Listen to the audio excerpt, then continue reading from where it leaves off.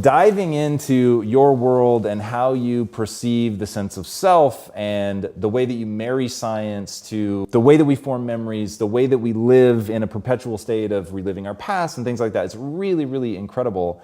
And I want to dive into the whole notion of you sort of being a habitual construct. Like what is that? What is the habit of you?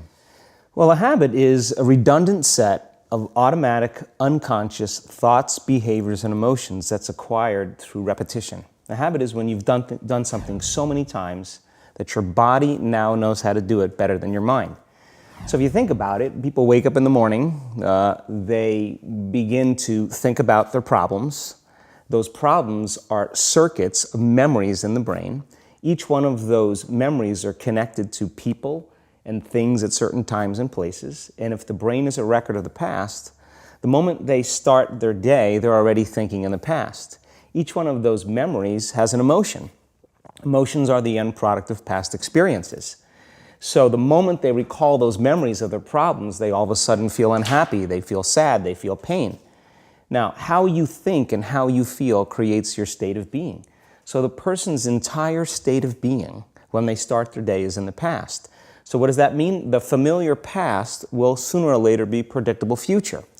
So if you believe that your thoughts have something to do with your destiny, and you can't think greater than how you feel, or feelings have become the means of thinking, by very definition of emotions, you're thinking in the past. And for the most part, you're going to keep creating the same life.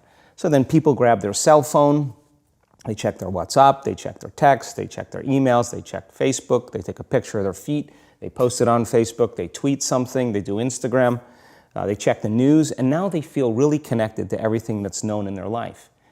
And then they go through a series of routine behaviors.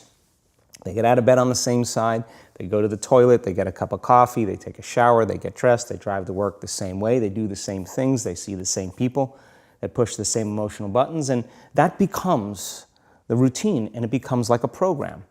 So now they've lost their free will to a program, and there's no unseen hand doing it to them.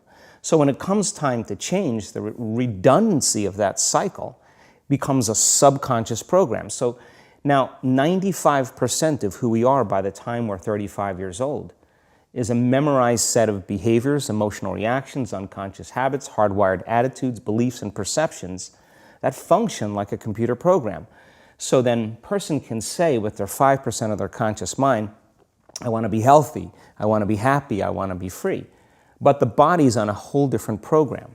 So then how do you begin to make those changes? Well, you have to get beyond the analytical mind, because what separates the conscious mind from the subconscious mind is the analytical mind. And that's where meditation comes in, because you can teach people through practice how to change their brainwaves, slow them down. And when they do that properly, they do enter the operating system where they can begin to make some really important changes. So most people then wait for crisis or trauma or disease or diagnosis. They wait for loss, some tragedy to make up their mind to change. And my message is, why wait? And you can learn and change in a state of pain and suffering, or you can learn and change in a state of joy and inspiration. And I think right now, the cool thing is that people are waking up.